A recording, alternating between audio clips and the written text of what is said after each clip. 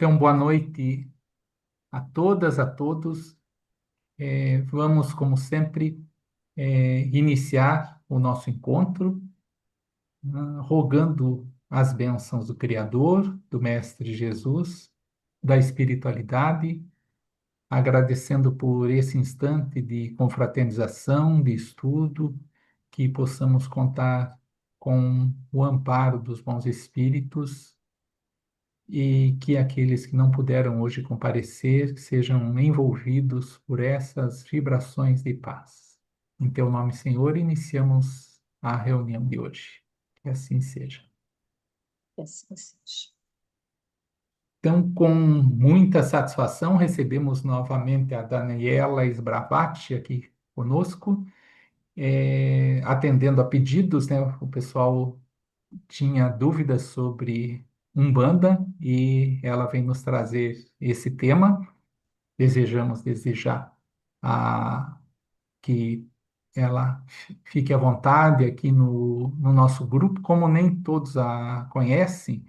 Eu queria, Daniela, que você falasse um pouco de você, de como, da tua experiência aí, na Umbanda e profissional também, se desejar. E depois fique à vontade para entrar no tema, ok? Bom, boa noite a todas as pessoas. Vou perguntar mais uma vez se vocês me ouvem bem para tá tudo certo com a escuta, né? Qualquer coisa vocês me Ok. interrompem, tá? Bom, então, Raul, vai estar tudo misturado, tá? A minha apresentação, a minha relação com a Umbanda, a experiência também que eu trago aqui para vocês. Então, vou falando aqui tudo junto e se vocês quiserem fazer perguntas ou também contar das experiências de vocês também nesse espaço, né, do grupo de estudos e dos espaços que vocês frequentam, né, religiosos. Fiquem à vontade, não precisa esperar terminar, a gente pode ir fazendo um diálogo aqui, tá?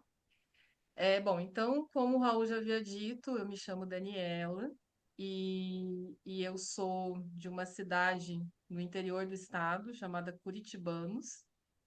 Conhecem Curitibanos? Você conhece, né, Raul?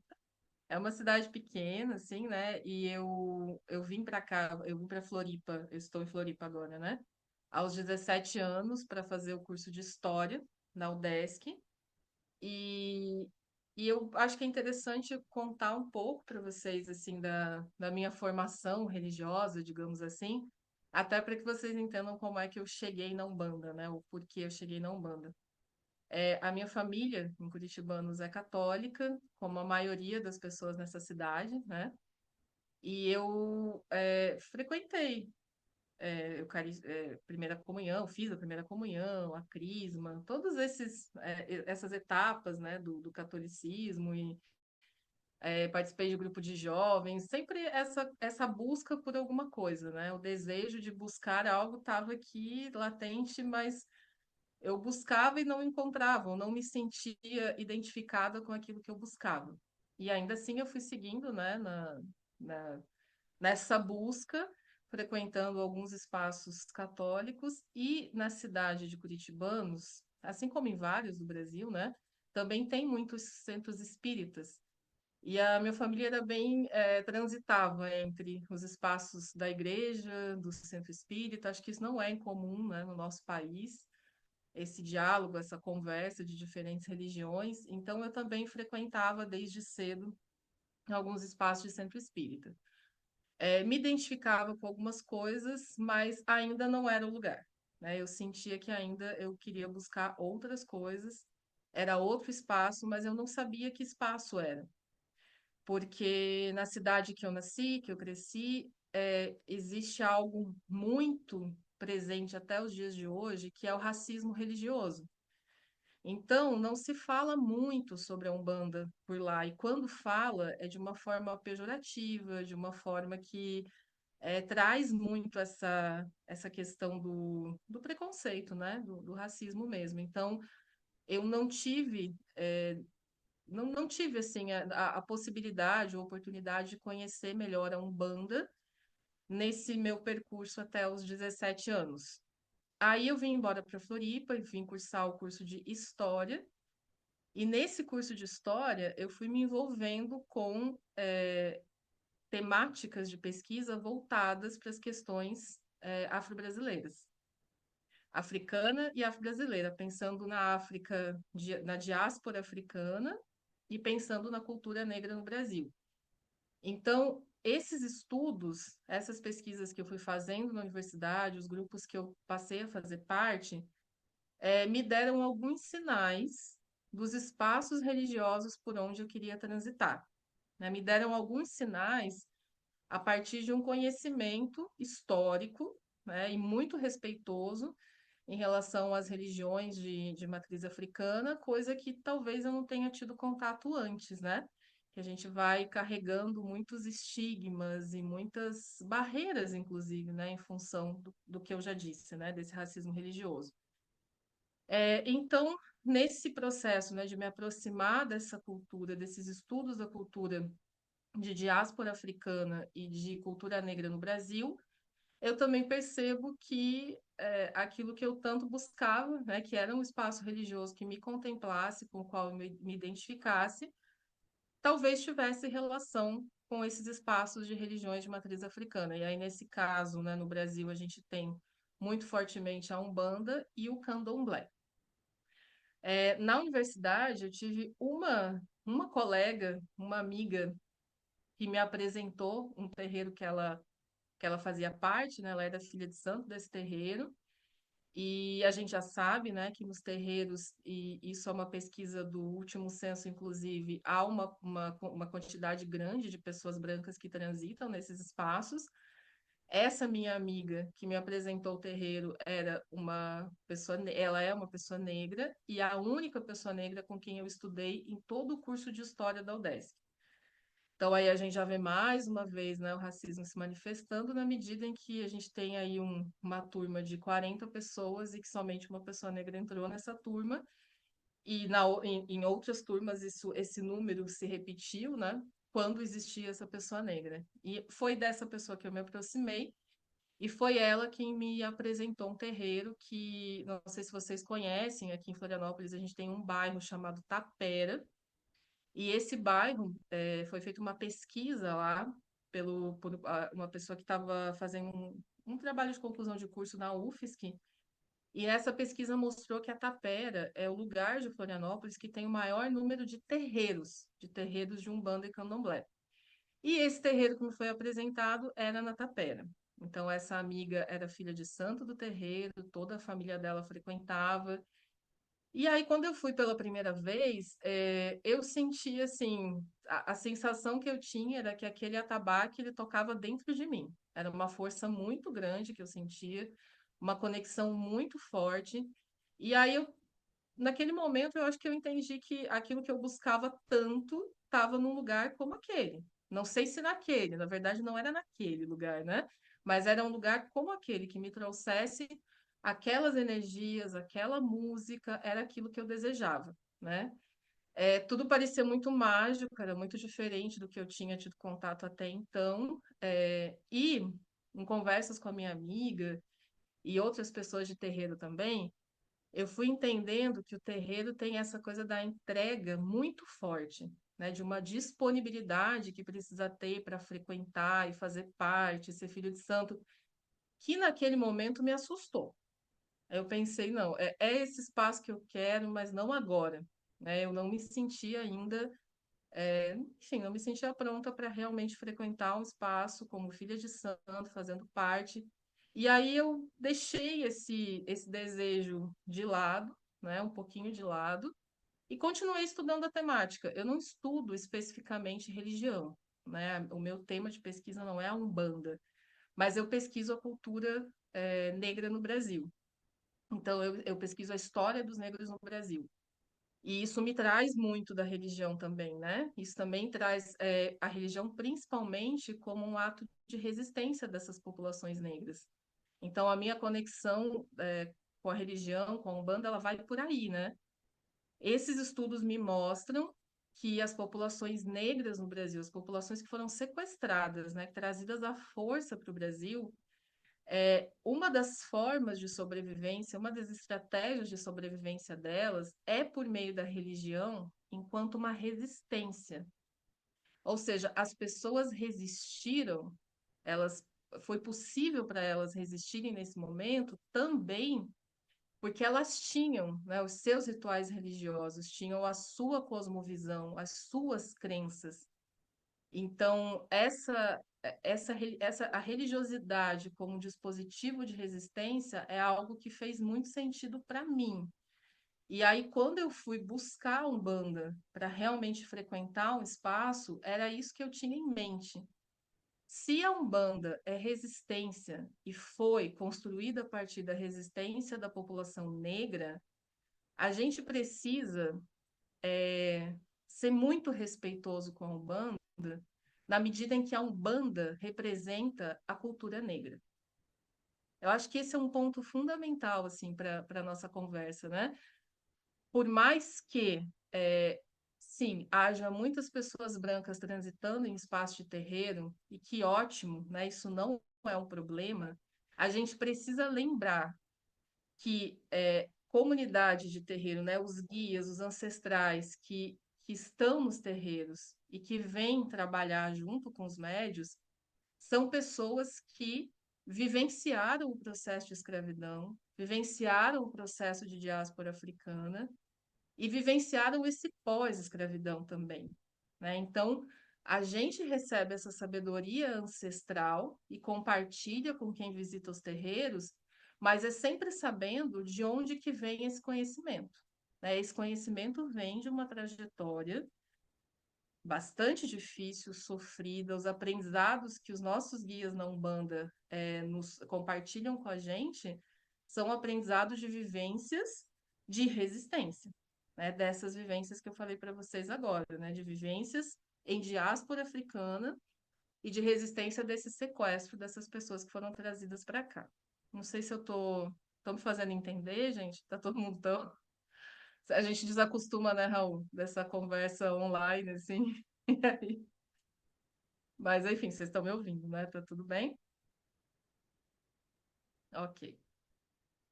Então, eu fiz essa digressão aqui, trazer um pouco, né, dessa minha história com banda, para dizer que eu me conecto com essa religiosidade, eu me conecto com essa cultura, especialmente por esse viés da resistência, né? De entender que a Umbanda é resistência e ela é constituída a partir dessa sabedoria ancestral de quem veio de África ou de quem descende de quem veio de África na condição de pessoa escravizada, certo?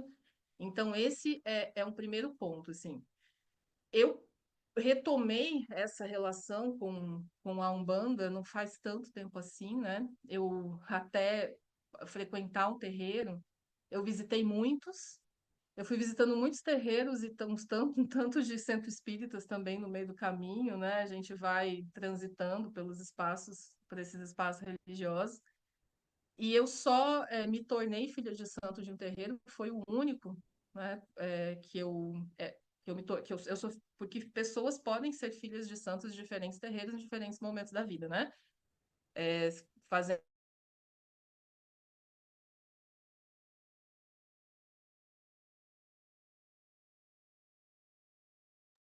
Travou, eu acho, né? Uhum. Vamos esse espaço desde esperar. 2018 Ah, Deu. deu uma e travada, travou. Daniel. Se você Tá travado puder. ainda? Agora não. Ah, se você puder repetir a última frase. A última frase, qual que foi? Agora eu nem me lembro qual foi, gente. Eu estava falando sobre que eu me tornei filha de santo do terreiro, desse terreiro que eu frequento atualmente, é o terreiro do Pai Joaquim, foi em 2022.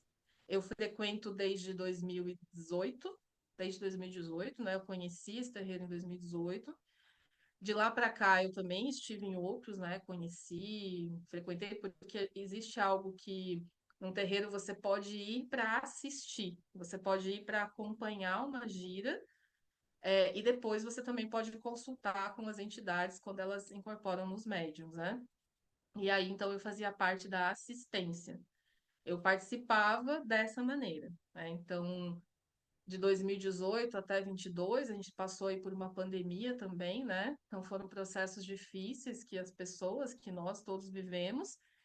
E eu acho até que em função desse processo da pandemia e outras coisas também que foram acontecendo na minha vida, eu decidi buscar esse espaço de uma forma mais próxima. É aquilo que, de alguma maneira, eu deixei para depois. Então, quando chegou ali em 2022, eu senti que estava mais perto de mim, assim, que talvez aquele pudesse ser o momento de eu realmente conhecer melhor. O que que é essa Umbanda, né? Porque uma coisa é eu sou pesquisadora, então eu fico querendo saber os porquês de tudo e me aprofundar nas pesquisas. Isso é uma coisa, né? Outra coisa é a gente sentir as coisas, é sentir, né? Você nem sempre consegue explicar aquilo que você sente.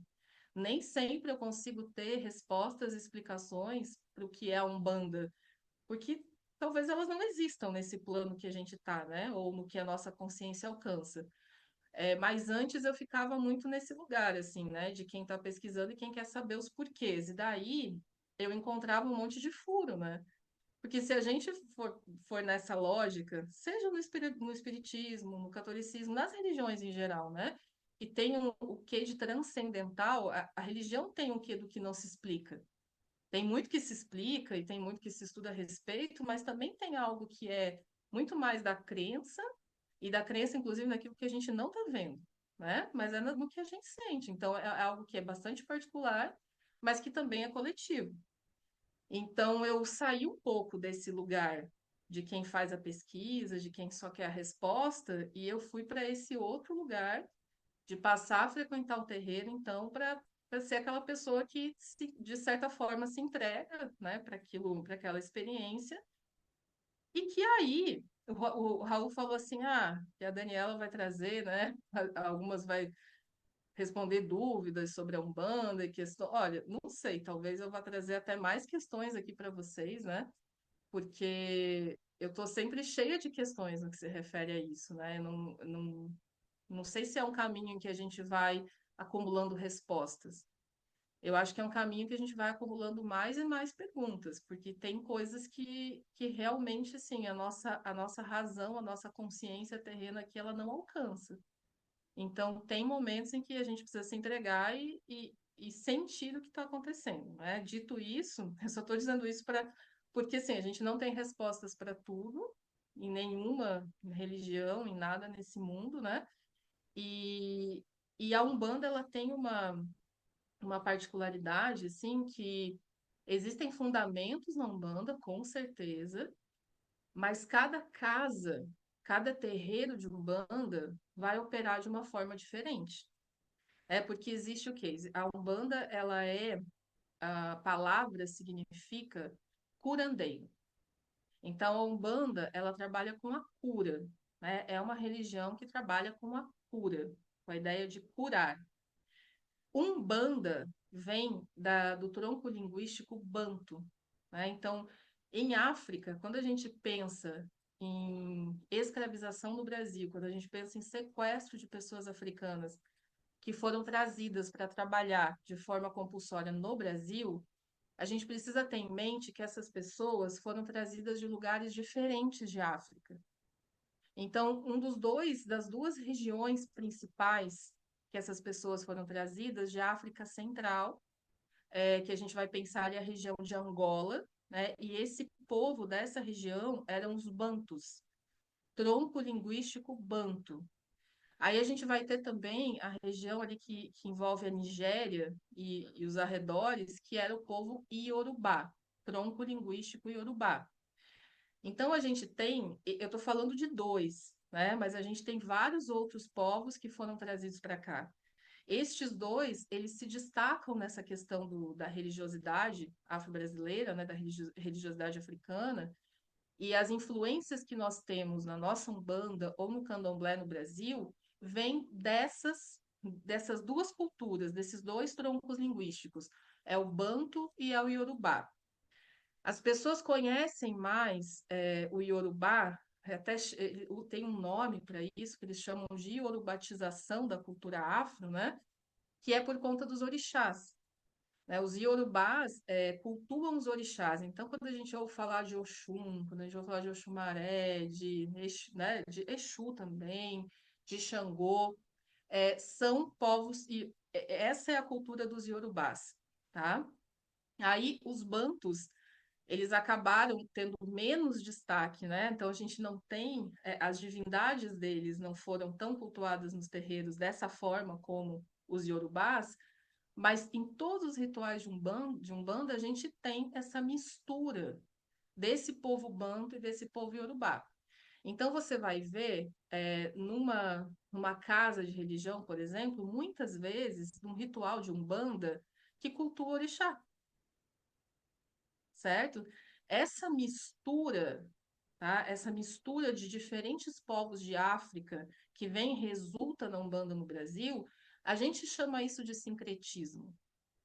As pessoas acham que o sincretismo é a religião afro-brasileira, a religião africana e o catolicismo, né?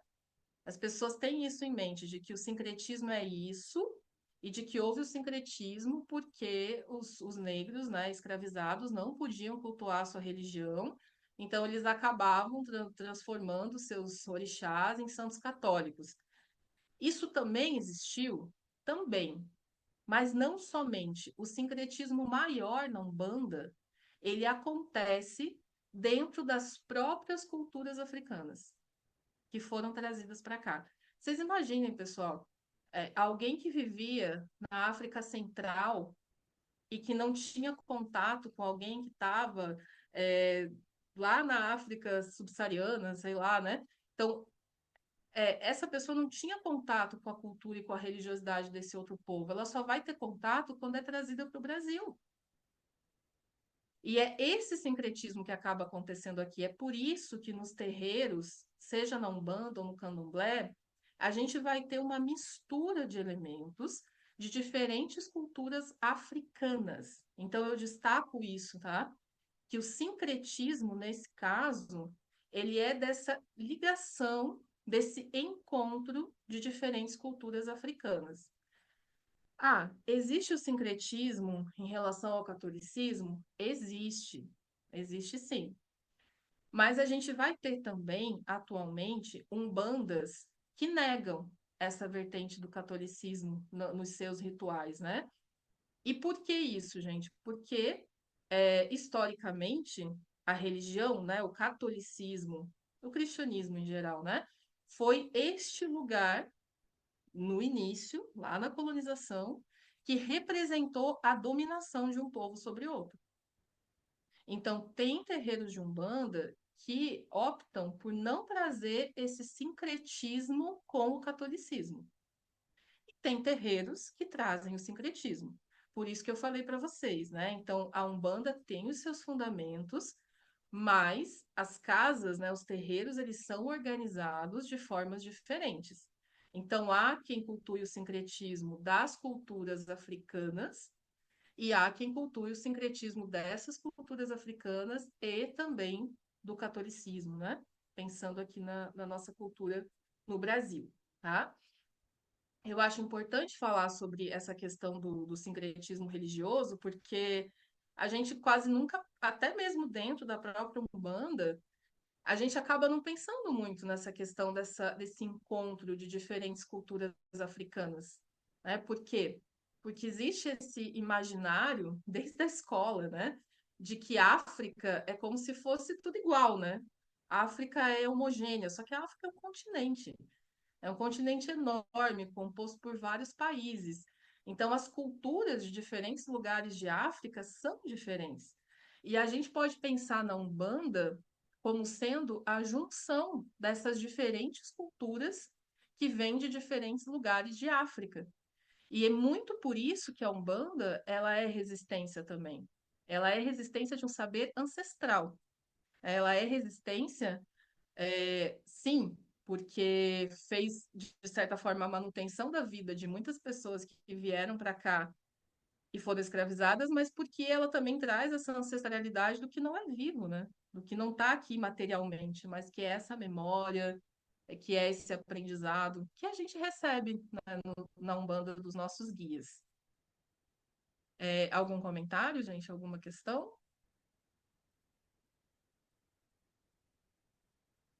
Diz Dani, aí, Raul, tá dando bem? Tá tudo bem? a Alexandra quer falar ali. Diz ela. Eu tenho uma pergunta, eu não sei se você vai explicar a diferença entre candomblé e umbanda. Se isso está no teu cronograma.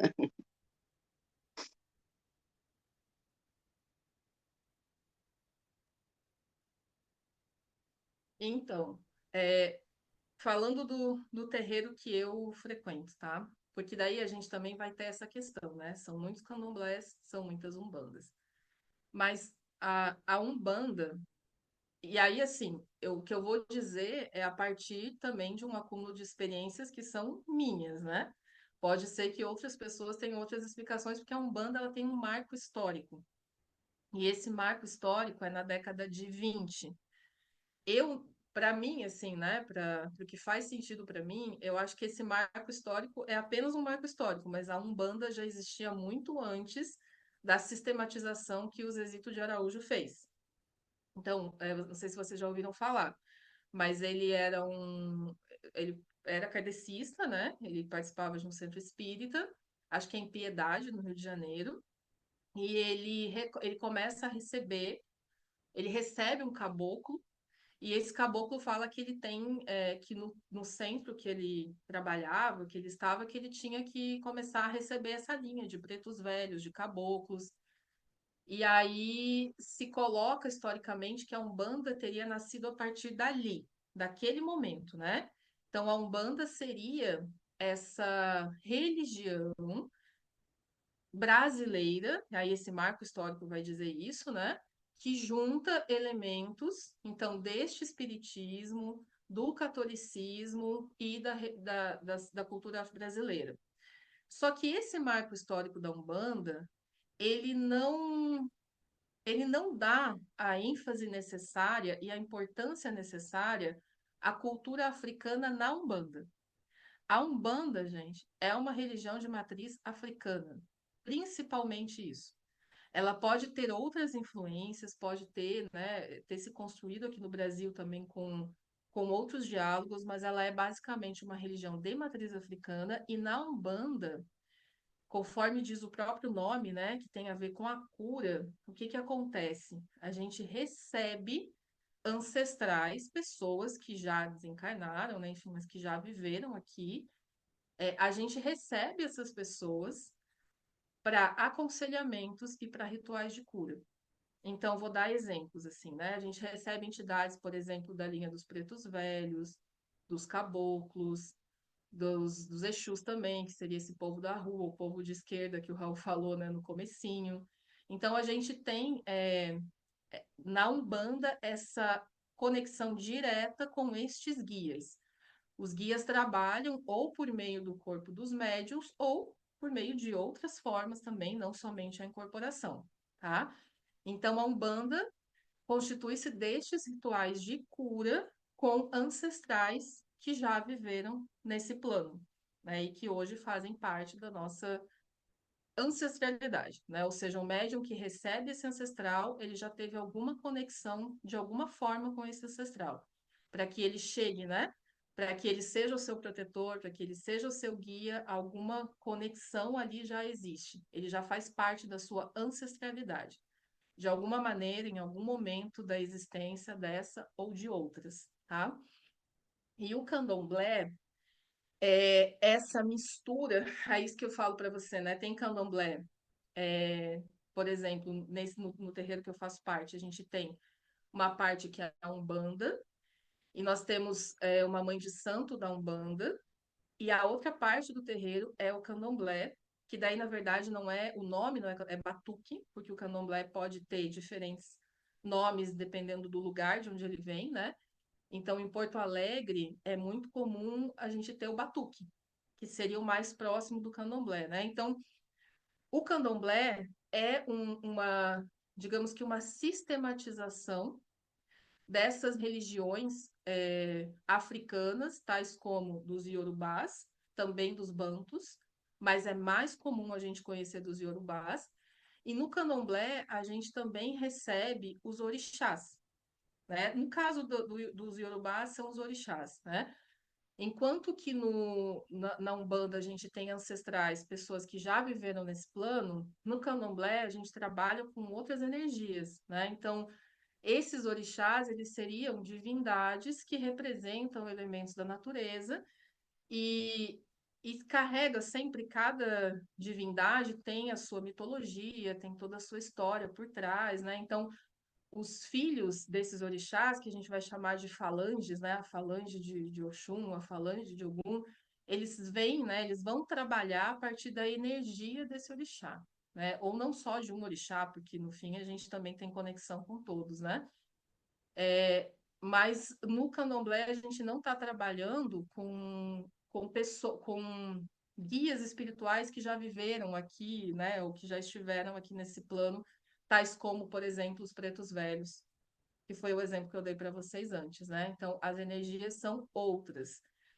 Tem terreiros de candomblé, por exemplo, que não tem consulta, né? Que você não vai lá e não fala com, você não vai falar com o orixá. É uma força que vem, é uma energia, mas não a ritualística é diferente, tá? Então, num terreiro de Umbanda, você faz consulta, muitas pessoas, e a experiência, né, do terreiro que eu participo, as pessoas vão buscar a consulta, né? Elas vão buscar o aconselhamento. O candomblé é diferente, né? Ele não trabalha dessa maneira. A questão energética ali é outra, né? Só que aí cada lugar também vai ter as suas diretrizes, a sua forma de organizar os trabalhos, né? Às vezes, para quem é assistência, só estar no espaço junto já é o trabalho, né? Então você não precisa dessa conversa com a pessoa, né, com o orixá, ou com a pessoa que incorpora esse orixá, porque ela não incorpora o orixá, ela traz o arquétipo desse orixá, né? Não sei se, Ali, se eu expliquei, não sei. A gente ouve muitas coisas, né, a respeito, assim, do que seria um banda e o candomblé. O fato é que anda junto, né? Em muitos momentos anda junto. Vários terreiros trabalham com a linha de Umbanda, mas também com o candomblé. E muito por conta do sincretismo que eu falei para vocês, né? O sincretismo religioso que acontece dentro das próprias culturas africanas. A Umbanda é algo que é sistematizado aqui, né? O Candomblé também. Mas digamos que o Candomblé teria elementos, e não dá para dizer essencialmente, puramente, porque houve, né, uma influência já de outras culturas. Mas digamos que o Candomblé é o que traria essa religiosidade africana sem o sincretismo da Umbanda. Acho que poderíamos talvez definir por aí. Que mais, gente? Deixa eu ver. Fiz algumas anotações, mas até já pulei várias coisas aqui. O Dani, Então, oi. oi, tá ouvindo, Daniela? Você mencionou ali aquele ponto de um episódio que seria uma espécie de uma tentativa de branqueamento da Umbanda, né? De colocar a partir daquele médium que procurou eu dei uma olhada, foi lá na Federação Espírita em Niterói, porque ele tinha alguns problemas de manifestação assim de espíritos afro-brasileiros tal e, e de povos originários. E quando ele chegou lá, o espírito se manifestou através dele, vários, e aí disseram que esses espíritos não poderiam se manifestar porque eram atrasados. Aí um insistiu falando que e se denominou, como é que era? Caboclo das Sete Encruzilhadas. Daí ele colocou, ó, vocês não aceitarem esses espíritos se manifestar sem ouvir o que eles têm para falar é uma espécie assim de discriminação, né? Então eu vou a partir de amanhã eu fundarei um centro espírita na casa desse médium e lá esses espíritos vão se manifestar. E aí os próprios componentes dessa reunião na federação ficaram curiosos e foram no dia, na noite seguinte, lá na casa do médium para assistir à reunião. E realmente os espíritos falaram tal e mostraram que tinham muito conhecimento e a partir dali começou essa disseminação, né, de terreiros no Rio de Janeiro. Mas já haviam outros antes, né, na Bahia e no Rio, mas daí com aquela questão, né? Muitas pessoas eram de classe alta, eram políticos, eram donos de riqueza tal, e ficavam assim, sem jeito de estarem em um terreiro em que se colocasse lá apenas a questão de África, né? Sem haver essa mescla com o catolicismo ou até mesmo com o kardecismo, que e aí por isso que houve também essa mistura, né? Mas eu achei um outro ponto interessante é que chegou até em 1934 uma lei que autorizava a polícia do Rio de Janeiro a incluir, pessoal, Departamento de Tóxicos e Mistificações.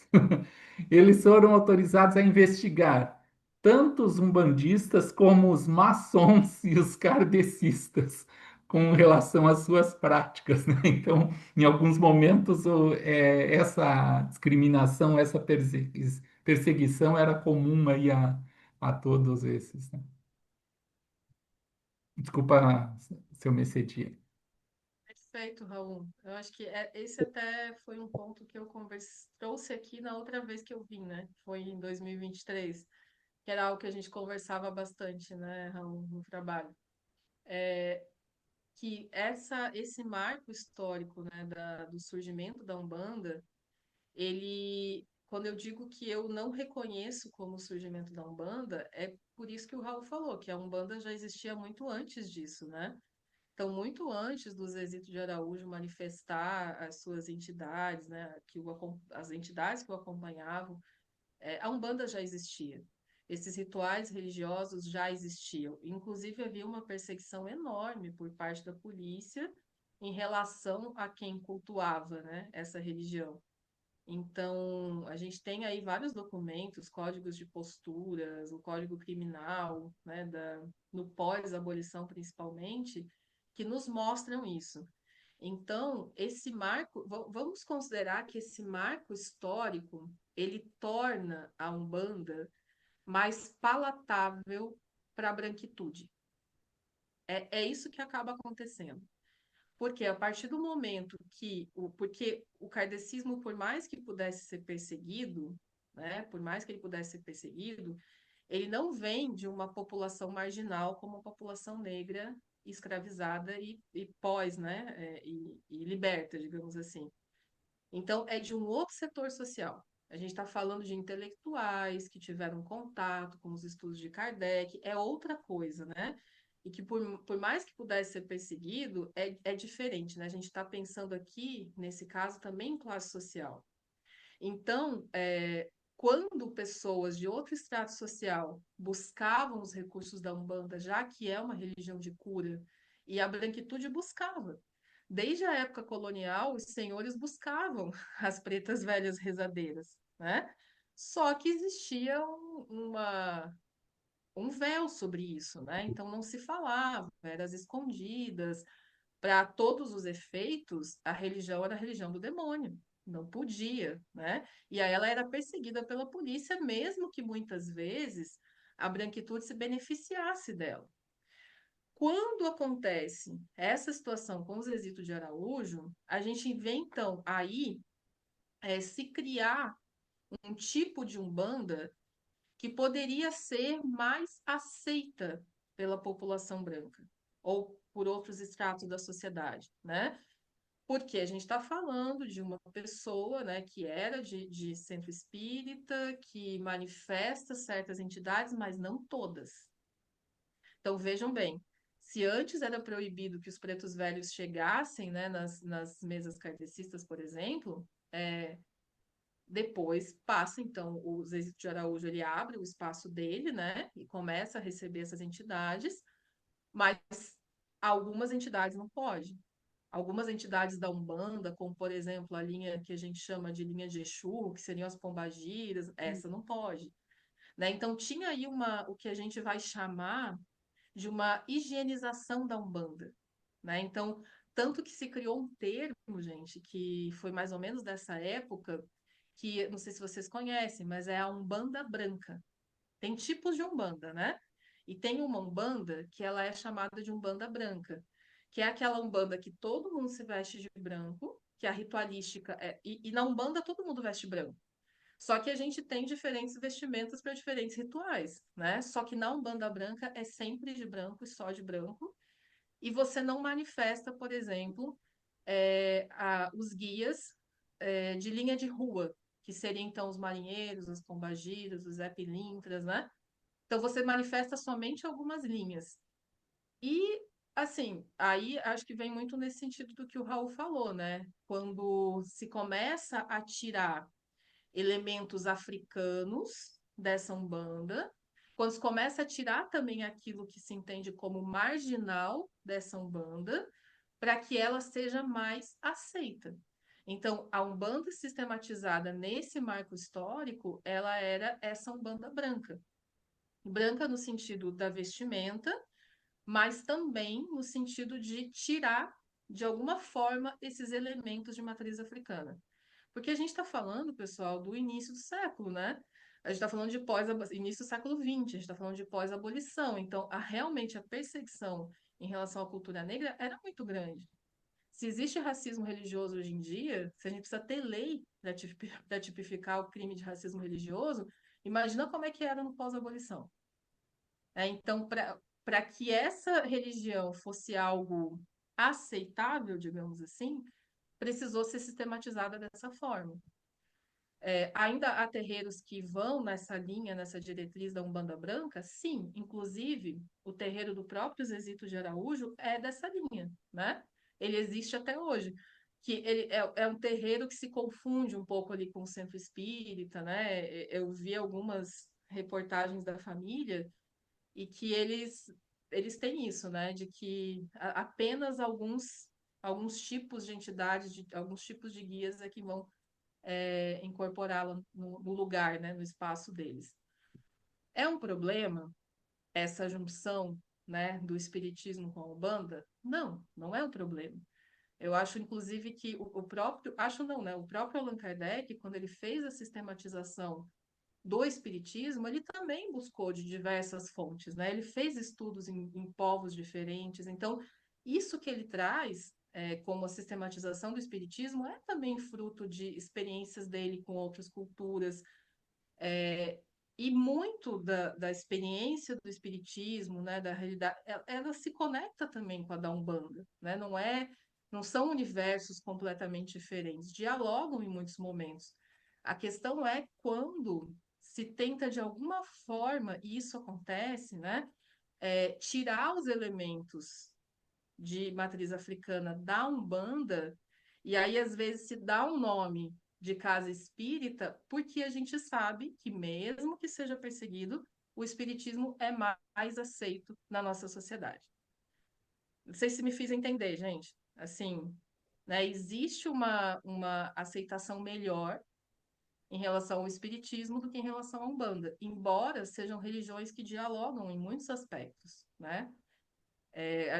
O Raul e eu começamos a conversar muito por essa questão da religião, né, Raul? E a gente foi vendo ao longo das nossas conversas quanta coisa em comum.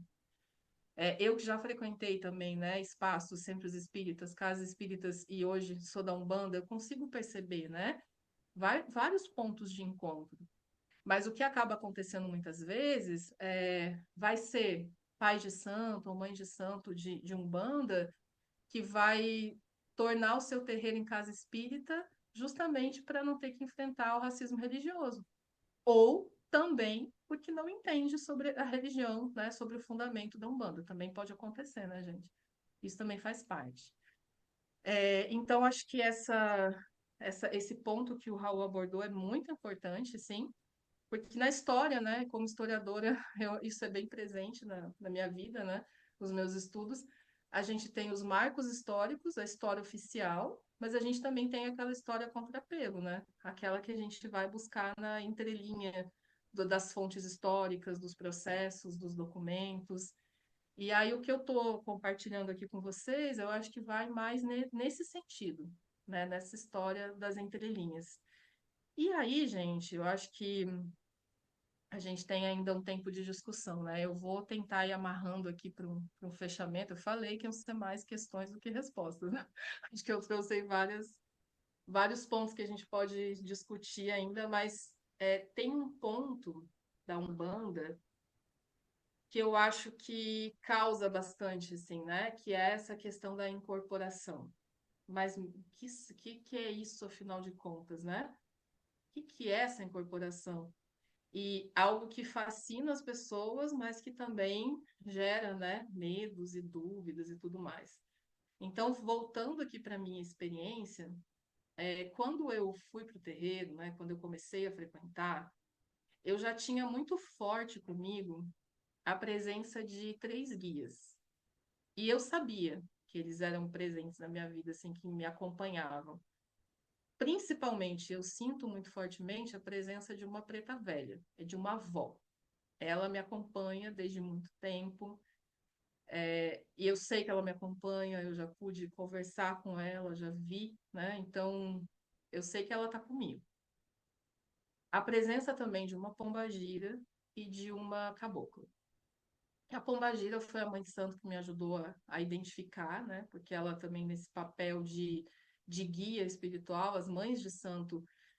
No caso do meu terreiro, são duas mulheres, né? Um casal, então as duas são as dirigentes do terreiro. Uma é a mãe de santo da Umbanda e a outra é do Batuque, da Nação.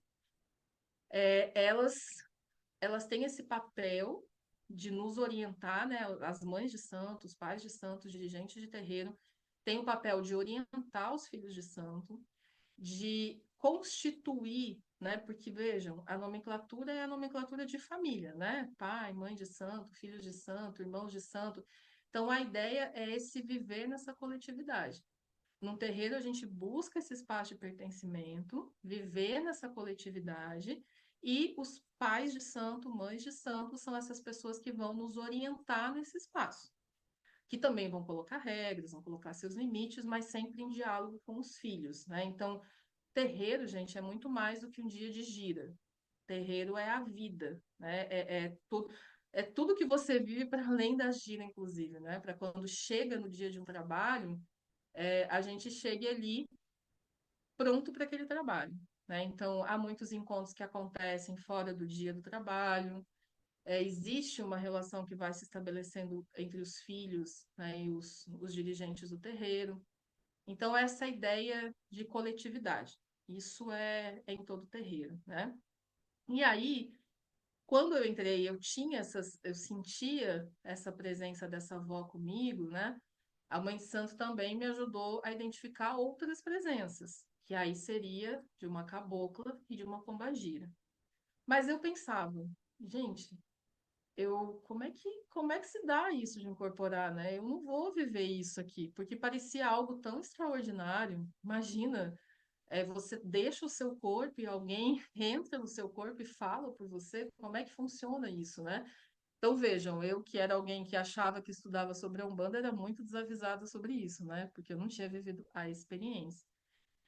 E aí eu comecei a frequentar, comecei a ver, conversando muito também com as mães, mas o principal aprendizado que a gente tem no terreiro é daqueles que já viveram e que já não vivem mais nesse plano. Então, a Umbanda, assim como a cultura africana, ela vem, ou as culturas africanas, ela vem se constituindo a partir da oralidade, né? Então, a oralidade, a história oral é que mantém a Umbanda viva. E aí, por isso que quando a gente vai procurar um livro que explique o que é a Umbanda, que explique sobre incorporação, que explique tudo que você vai sentir, nunca basta. Não existe um manual, não existe algo que sistematize tudo que é a Umbanda. A gente tem muitas coisas escritas sobre o assunto, Só que quando você vai ouvir daquele ser, daquele guia, que já viveu aqui, né? Que vai ouvir sobre a história dele mesmo, é outra coisa, né? É outra coisa que acontece ali. Por isso que eu não consigo chegar aqui e dizer para vocês, olha, a história do pai Joaquim, que é o dirigente daquele terreiro, é tal, porque existem muitos pais Joaquins. E existem diferentes histórias dos pais Joaquins que chegam em diferentes terreiros. E eles contam essas histórias. E aí o médium que recebe esse guia, ele tem o papel fundamental de. Aí acho que médium talvez possa ser disso também, não sei, né? De ser esse mediador entre a mensagem que ele recebe e aquilo que ele vai dizer para as pessoas que estão no terreiro, ou para as pessoas que buscam aconselhamento, ou que estão ali conversando com ele, né? Então, acho que a Ali está com a mão levantada, pode falar. Então, Dani, a minha pergunta é até sobre os orixás. Acho que a gente pode chamar de orixás, né? Tipo, vem o caboclo, vem o preto velho, vem a pombagira. Eu tenho frequentado de vez em quando aqui em São José, é Centro dos Orixás o nome. Eles se vestem todos de branco, tem muito mais brancos do que pretos também, isso realmente ali acontece. É uma mãe de santo e um filho que cuidam ali, né? Mas a minha dúvida é assim, tipo, quando acontece a incorporação, é, vem vários caboclos. São todos caboclos diferentes? Como é que funciona isso? Entende?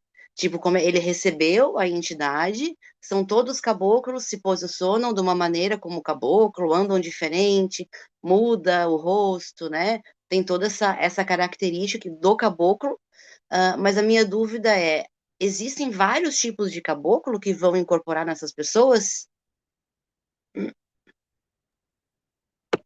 Então, Ali, esse lugar que você vai, que se chama Casa dos Orixás, né? É. Provavelmente é um lugar que também tem espaço de candomblé ou de alguma coisa de nação, porque orixás, eles vêm desse lugar, né? O orixá, ele é muito mais para o candomblé do que para a Umbanda, tá? Então, orixá seria essas divindades, essas que a gente conhece mais, né? Aqui a gente tem 16 que são mais conhecidas, mas é infinito, assim, é uma infinidade.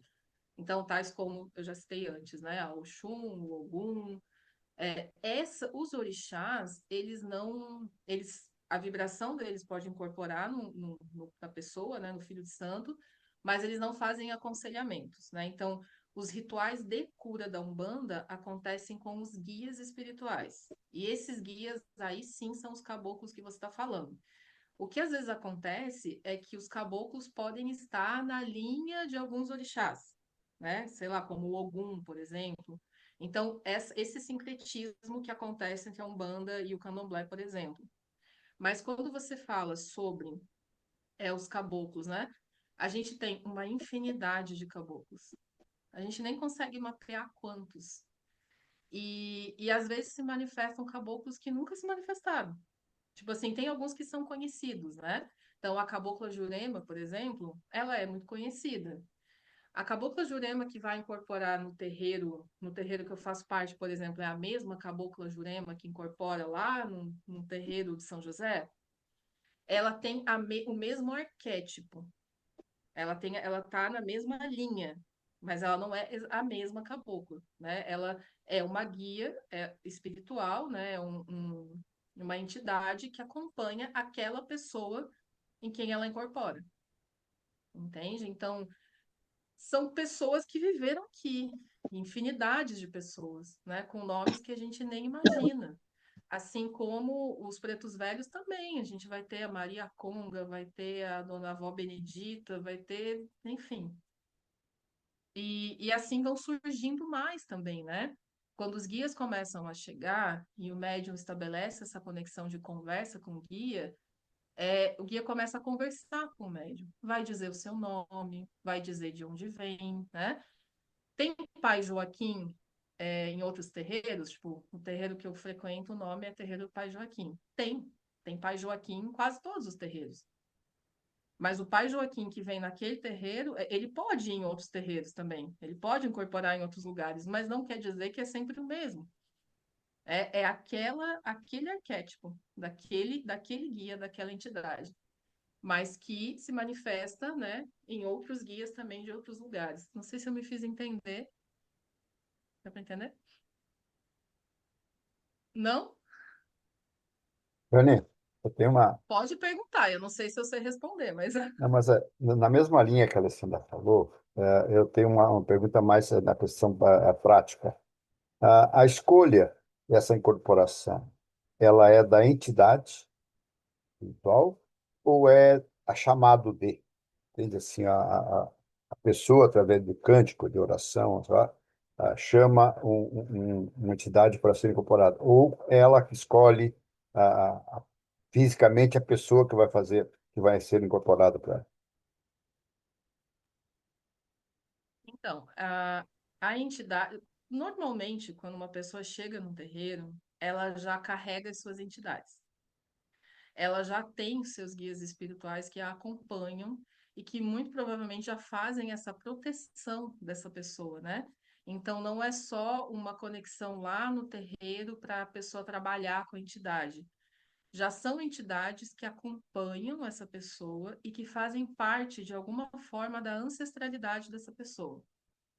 Seja em algum momento de alguma existência, houve ali um cruzamento, alguma conexão. Então, essas entidades, elas fazem parte da história e da ancestralidade dessa pessoa. Então, quando você chega no terreiro, você já leva as suas entidades junto. Elas já estão com você. E quase sempre elas já te acompanham a vida toda. É uma escolha mútua, né? É uma relação, na verdade, que vai se estabelecendo. Então, é muito difícil de uma pessoa chegar num terreiro e só a partir daí essa entidade se aparecer na vida dela. Normalmente, né? São guias que já a acompanham há muito tempo. Não sei se era essa a pergunta. Acho que sim. Era o que eu ainda, quase completando isso, só para essa complementação da relação da entidade com a pessoa. Ela acontece por, como eu disse, assim, como eu falei antes, falando no aspecto prático, né, de uma concentração, de uma oração, que abertura que se dá para que aconteça essa relação. Essa é a pergunta, mais especificamente. Certo. Então, aí esse era o ponto que eu ia começar e fui para outros Nossa, lugares, né? Que eu falo assim, desculpa. a tal da incorporação, como é que ela acontece, né? Parece uma coisa tão de outro mundo, assim, que eu mesmo, chegando no terreiro, pensava, como, né? Como viver isso, como isso acontece, nunca vai acontecer comigo, porque aí tem essa coisa também de ter pessoas no terreiro que não incorporam, tá? Então, a gente tem um terreiro, espaço, pessoas que fazem outras coisas. Tem a pessoa que toca, que é o Ogã, essa pessoa não incorpora. Tem a pessoa que é o Cambone, que serve as entidades, também não incorpora. Mas os médios de incorporação, cada pessoa tem a sua forma de manifestar, né? Normalmente, no terreiro que eu frequento, a gente tem Ogã atualmente, mas nem sempre foi assim. Não tinha, antes a gente não tinha um atabaque, então agora é que está se formando ali, né, uma cultura de ter o atabaque também. E por que que não tinha? Porque as pessoas reclamavam. Ainda tem essa questão, né? Você tem a Umbanda ainda sofre, né, essa perseguição por conta que os rituais são, é, enfim, né, são muitas vezes mal vistos e aí as pessoas denunciam e aí, né, se incomodam com o atabaque, com o som. Então, tinha essa questão, né, de que a gente não tinha música, agora a gente tem. Então, por exemplo, filhos que incorporavam antes, quando não tinham o atabaque, né, faziam seus rituais de incorporação da mesma forma. E depois, com o atabaque, eu acho que o atabaque ele favorece, né, essa conexão, essa entrada, porque a música ela tem o ponto do guia que você vai incorporar, ele traz muitas coisas sobre esse guia, né? Então é meio que uma forma de ele chegar, de não sei se mais rápido, acho que não é essa palavra, mas do médium mergulhar mais nesse universo, né?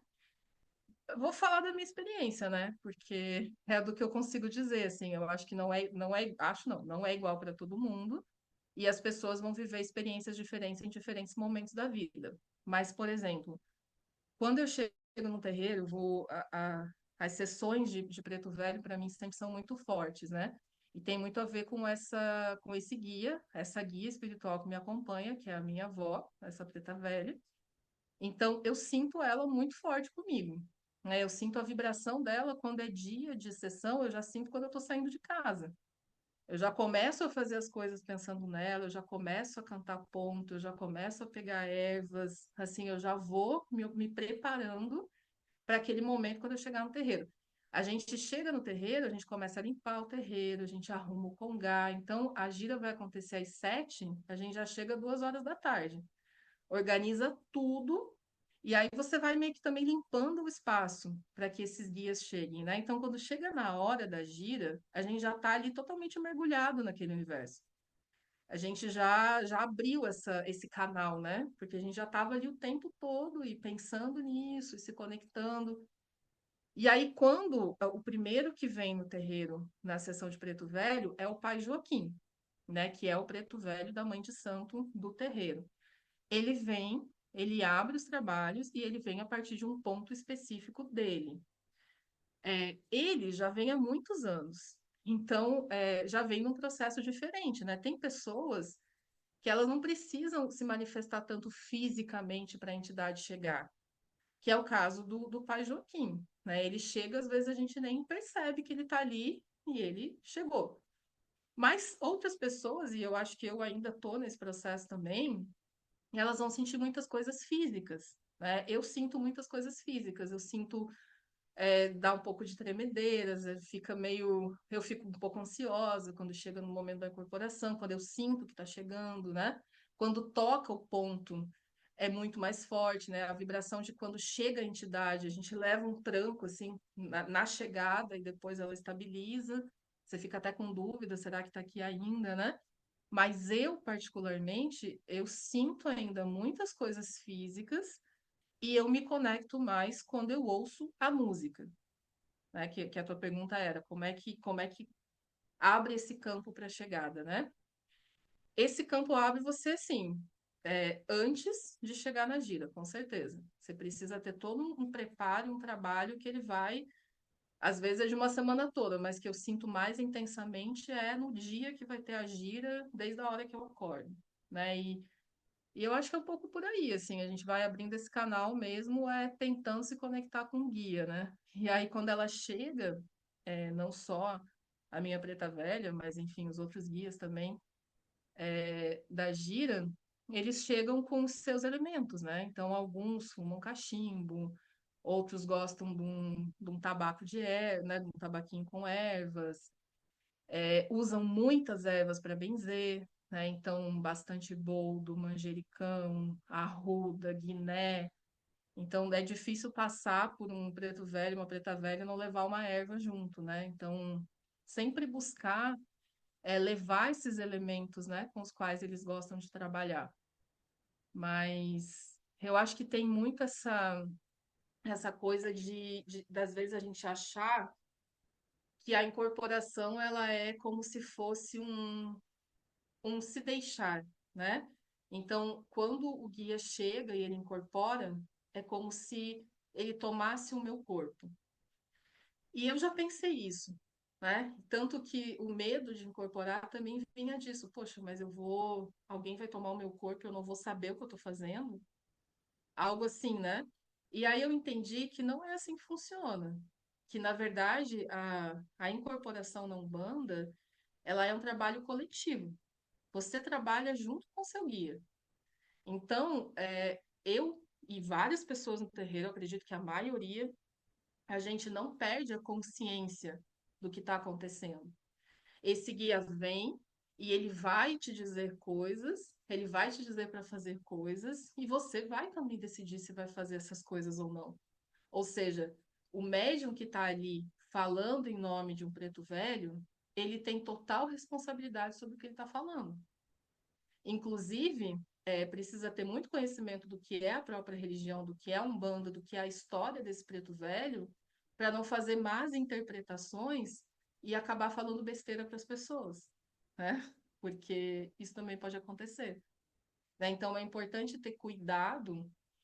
O papel do médium é muito importante, né? Esse papel de escuta do seu guia e de você fazer a mediação daquilo que vai ser dito no aconselhamento, se vai ser um aconselhamento, se vai ser, enfim, né, uma limpeza com as ervas ou o que vai ser, né? Então tem que estar com essa escuta bem apurada e não é uma escuta às vezes de palavras, né? Você precisa sentir o que tem que ser feito ali naquele momento. Acho que é isso. Alguma coisa, alguma pergunta? Aida quer fazer uma pergunta?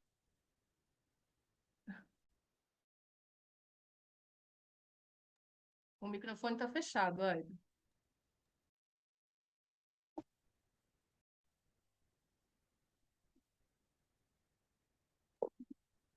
É só tu levantar assim, que daí tu consegue ver o microfoninho.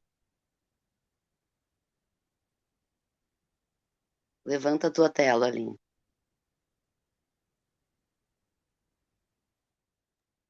Ou toca na tela.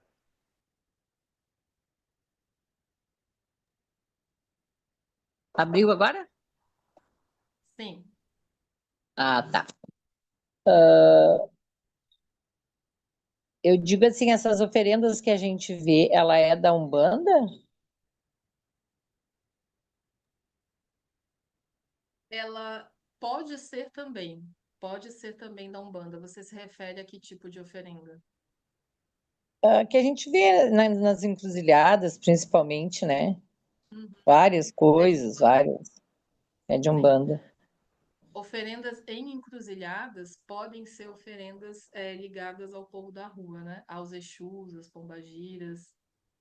Sim, sim. A nossa região aqui tem muito. E me chamou muita atenção que tu falou sobre a música. Eu já frequentei vários lugares assim, e nossa, a música é algo, né? Meu Deus do céu, me toca muito, muito, muito. Eu até brinco, sempre brinco assim com alguém que esteja comigo, eu digo, ai, com certeza, em outro momento eu fiz parte disso, porque me chama muito, chego a ficar meio assim fora, sabe? Porque eu acho lindo, admiro muito. E eu acho que realmente deve fazer parte desse momento, né, de tu te concentrar mais. Ô, A Raul, eu não música, consegui mexer aqui no celular, né? Eu gostaria de saber um pouquinho da Kibanda. Será que ela saberia falar? só comentando ali sobre a música, né? Realmente a música, ela parece que toca dentro da gente, né? Então, com certeza, ela ajuda muito nessa conexão ancestral, né? O tambor, o toque do tambor, que é esse toque circular. Por isso que a gente chama de gira, né? A gira é essa grande roda, né? Essa grande troca. Em relação a Kimbanda, a gente tem muitas controvérsias, né? Eu não sou, assim, uma especialista na temática, mas até onde eu fui, até onde eu sei, a quimbanda ela é lida ou ela foi vista durante muito tempo como se fosse algo ruim, né? Então é como se a quimbanda trouxesse entidades ou guias que mexem com o mal, né? Com a magia, com e isso até dentro da própria Umbanda às vezes é disseminado, né? Ah, porque é uma entidade de quimbanda, então a gente tem que tomar cuidado. Mas normalmente a quimbanda, ela traz esse povo da rua também, sabe? Esse povo da rua que é bastante discriminado até mesmo dentro da Umbanda. Então, a gente não, inclusive, tinha dentro do próprio racismo linguístico, né? Se dizia que a quimbanda fazia magia negra, como se a magia negra fosse alguma coisa ruim, porque se é negro, é ruim, né? Então, tá dentro desse racismo religioso e linguístico. Ora, se a gente tem uma religiosidade que é africana, magia negra não seria uma coisa ruim, né? A gente está pensando numa religião que traz o encantamento também. né, que traz a mitologia também. Só que se convencionou que magia negra é algo que você faz mal para alguém, né? E aí eu posso dizer que pessoas não fazem coisas com intenções ruins? Eu não posso dizer. Mas eu posso dizer que a Umbanda e que os guias espirituais, eles nunca vão trabalhar com intenções ruins.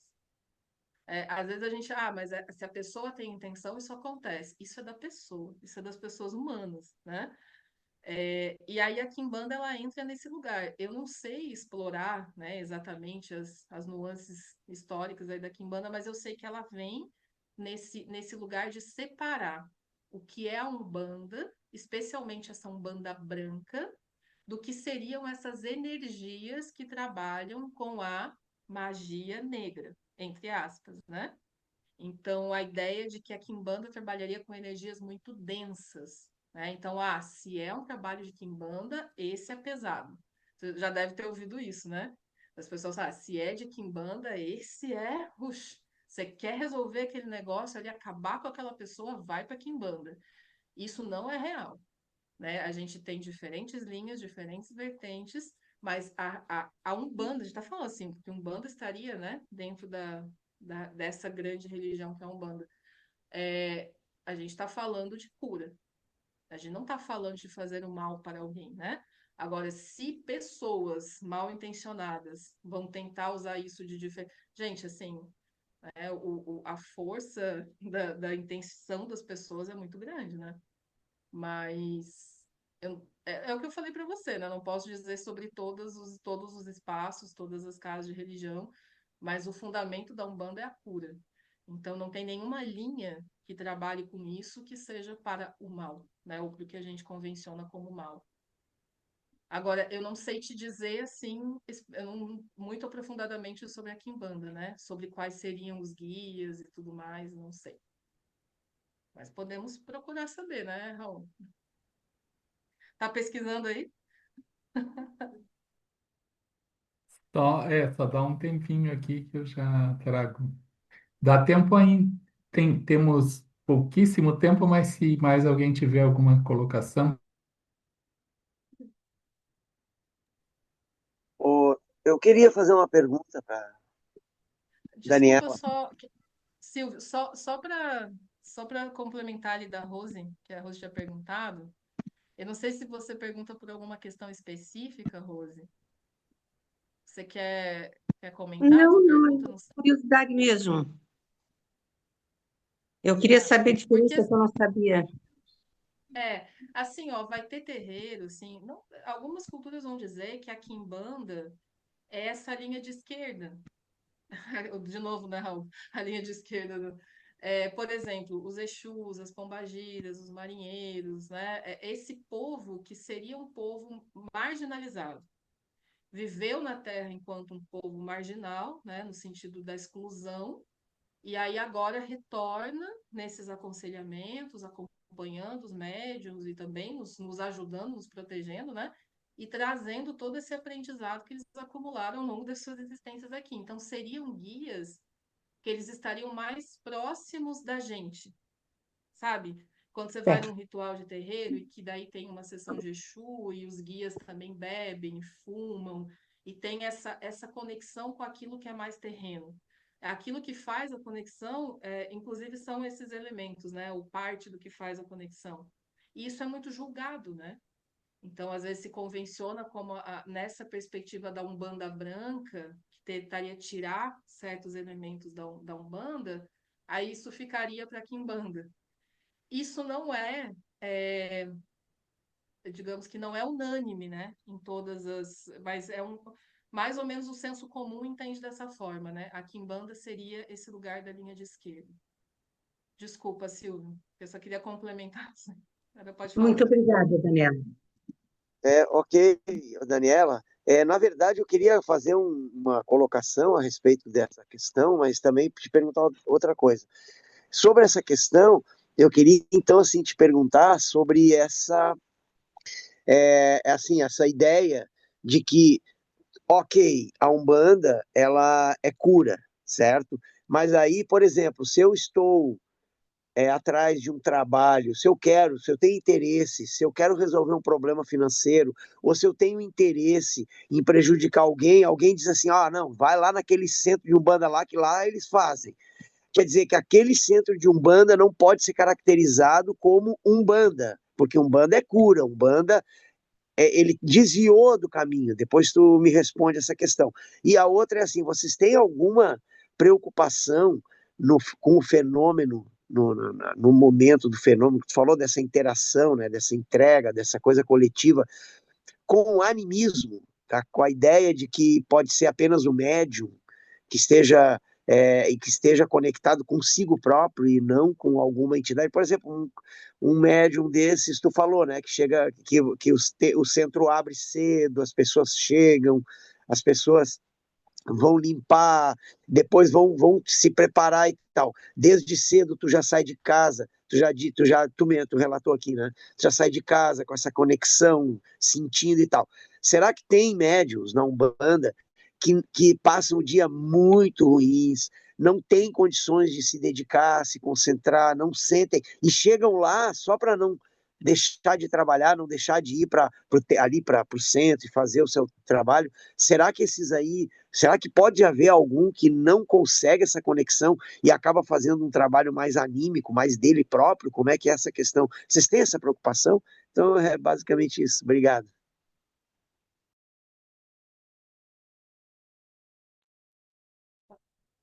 Então, a Umbanda, eu acho que você está falando pura no sentido de que esse purismo, assim, não sei se eu entendi bem, mas eu acho que a partir do momento que tem a ação humana, né, que as pessoas estão em jogo, nada é puro, né? As pessoas, nós, pessoas, temos diversos atravessamentos e pensamentos e posicionamentos que são muito controversos e a gente leva isso para os espaços religiosos. Então, a Umbanda e nenhuma outra religião escapa disso, né? Então, puro nesse sentido de que, bom, pessoas compõem as religiões e pessoas, repito, são controversas. Então, o que eu trago aqui, o que eu tento trazer para reflexão é que, historicamente, a religião de matriz africana, ela foi construída como uma religião do mal, certo? Então, Exu era o diabo, ele era visto como o diabo. Não é à toa que existem muitas pessoas que pensam que Exu é Quimbanda, e Quimbanda é ruim, e magia negra é para matar a pessoa, sabe? Então, a minha reflexão aqui é nesse sentido, né, da gente olhar para a história e pensar que isso que foi construído, de que a religião de matriz africana é ruim, é fruto do racismo. Agora, eu posso dizer que sempre as pessoas estão dentro de um terreiro pensando no bem coletivo? Nem sempre. E eu posso dizer que num terreiro onde as pessoas não pensam no bem coletivo não é Umbanda? Eu posso dizer que há elementos de Umbanda nesse terreiro, se ele se diz ser um terreiro de Umbanda, né? É, também não posso pensar que porque há pessoas que não pensam nesse bem coletivo, que não há quem pense no bem coletivo, né? Então, na Umbanda a gente está em comunidade, e as pessoas nessa comunidade nem sempre pensam igual, e infelizmente nem sempre agem é, da forma como talvez devessem agir, né? O que eu também quero dizer aqui é que os guias não vão fazer mal para ninguém. É isso. Você pode dizer assim, ó, vai naquele terreiro que lá eles resolvem esse teu problema. Lá eles, né, tipo, às vezes é um problema que não é nem para ser resolvido, né? Porque se for resolvido vai prejudicar um monte de gente. Assim, gente, é, isso isso que surge, né? Isso vai lá e resolve o seu problema da forma como for, isso é uma criação das pessoas. É a pessoa que está indo lá com essa intenção.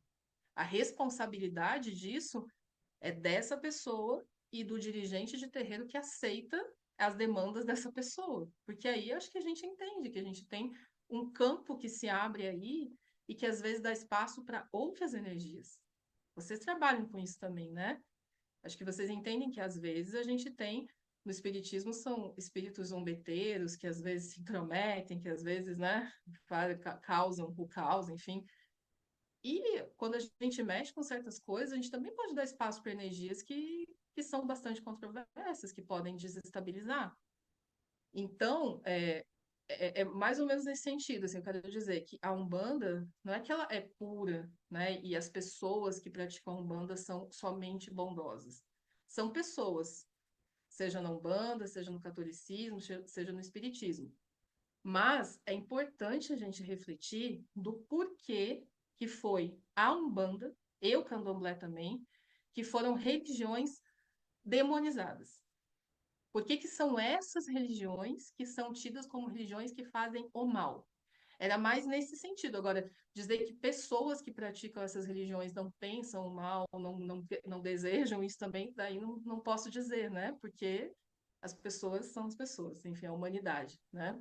Não, Daniela, é o É... seguinte, eu falava em cura, eu acho que tu entendeu mal, eu não falei que a Umbanda é pura, eu estava falando cura, tu falou cura, né? Umbanda é cura. E eu comentei Ah, isso você exatamente. falou cura, não pura. É, Ai, eu falei desculpa. assim, Umbanda é Desculpa, cura. desculpa. Então, por exemplo, é a questão de Desculpa. Então, eu entendi quero errado.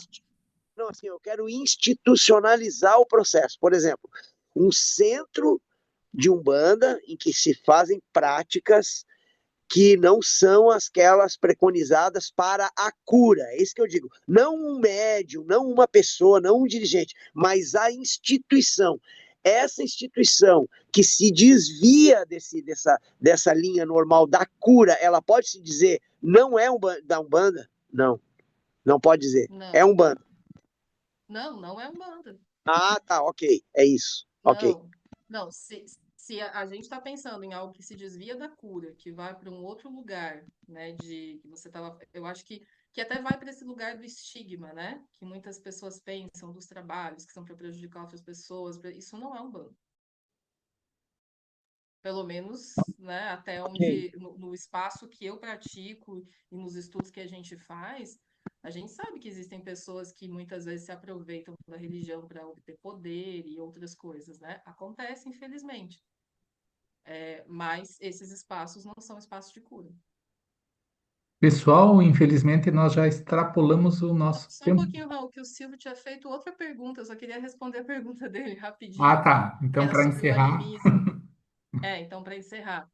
Silvio, vou te falar uma coisa, que as pessoas no espaço de terreiro, os próprios médiuns, se perguntam o tempo inteiro se estão incorporados ou não. Esse é um dilema dos próprios médiuns de terreiro, tá? Porque eu acho que existe essa responsabilidade que as pessoas têm que ter, né, com esses momentos, assim, que as pessoas que vão procurar ajuda, elas se entregam para essa ajuda. Né? Então, a pessoa que está ali, que ela recebe uma entidade, ela também precisa ter muita responsabilidade.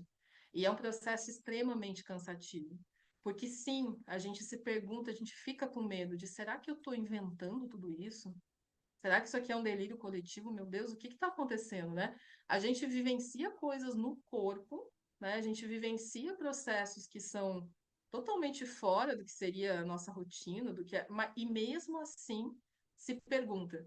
E eu acho, Silvio, que é muito importante a gente se perguntar sempre, porque eu acho que é o se perguntar, é o duvidar também, que faz a gente ter responsabilidade com o que está sendo feito, sabe? Então, essa questão do animismo, eu acho que é uma preocupação, sim, é uma grande preocupação, pelo menos no espaço que eu frequento, eu vejo que isso existe, e não é nem só das mães de santo para com os filhos, mas é dos próprios filhos de santo, que tem essa preocupação, assim, e quase, e eu tô entre essas pessoas, né? A gente vai, pede aconselhamento, tenta entender, e eu não tenho como dizer, né, se isso acontece ou não, mas eu acredito que sim, porque a autossugestão, às vezes, né, pode ser algo presente nesses espaços também. Mas aí a gente vai pensar que, bom, enfim, é uma pessoa que está achando que está incorporada e não está, ou que está fingindo que está incorporada porque ela está no ritual e ela não está querendo dizer, ou enfim, já está ali mesmo, então vamos lá, né, vamos trabalhar. Eu acho que pode acontecer, só que eu acho que isso seria tão cansativo, sabe? Porque você fingir uma incorporação, eu acho que é uma coisa extremamente cansativa para a própria pessoa que está fingindo, sabe? Porque, enfim, você conversar com as pessoas, aconselhar, ouvir os seus problemas, fazer as benzeduras, isso é uma coisa extremamente fora do que eu, por exemplo, sei fazer. E daí você fingir fazer isso, sabe? Eu não digo que não exista, que as pessoas não. Eu acho que existe, sim, o animismo é algo presente. É, e a gente discute muito isso, né? Não só no espaço de terreiro que eu frequento, mas os terreiros em geral, né? Quando a gente vai ler sobre isso, ouvir entrevistas, é uma preocupação. Mas, enfim, eu, eu acho que duvidar e se perguntar o que está acontecendo é sempre importante. Agora, se a gente tem uma solução para isso, acho que não. Acho que sempre vai ter, inclusive, essa dúvida, né? O que está acontecendo? O que está acontecendo comigo? Porque quando você recebe a sua entidade, ela vem de um jeito muito, sabe, que você não tem dúvida nenhuma que alguma coisa está chegando ali. Mas aí, de repente, quando estabiliza aquela energia, aí que começa, né, esse diálogo com o seu guia, essa conversa, às vezes dá aquela sensação de um certo desespero. Poxa, o que está acontecendo aqui, né? Será que eu estou inventando tudo isso?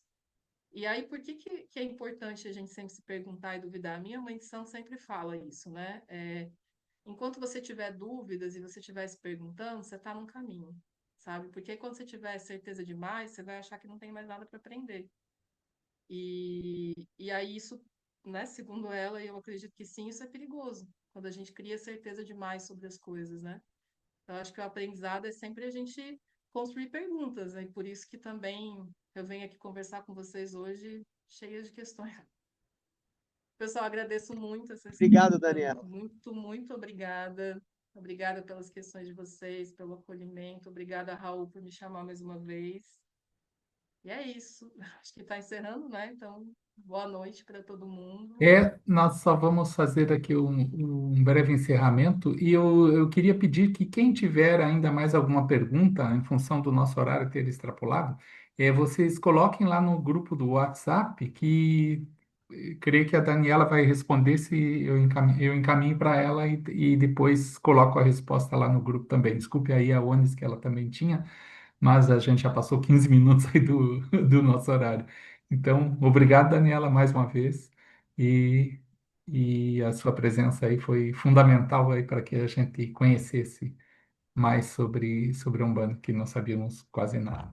Então, agradecemos também a espiritualidade que esteve conosco, ao Mestre Jesus, a Deus e que esse conteúdo sirva para nossa reflexão e que possamos estar cada vez mais irmanados, né, em nossas crenças e, sobretudo, colocando em prática esses ensinamentos. E assim seja. Vamos Que encerrar. assim seja. Que Boa assim noite. seja. Boa noite. Boa Boa noite. noite, Boa pessoal. noite.